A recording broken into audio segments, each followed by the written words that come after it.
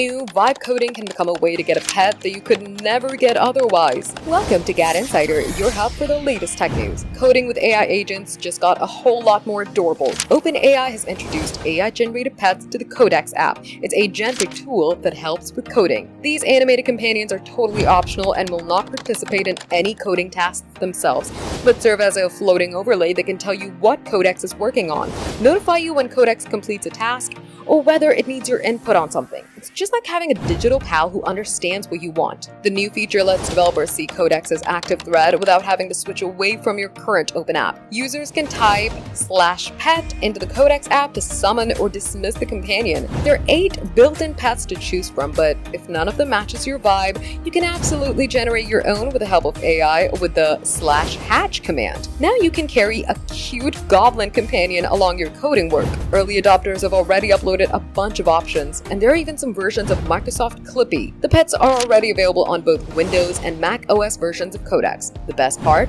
For a limited time, OpenAI is also offering 30 days of ChatGPT Pro for 10 of their favorite generated companions. So what are you waiting for?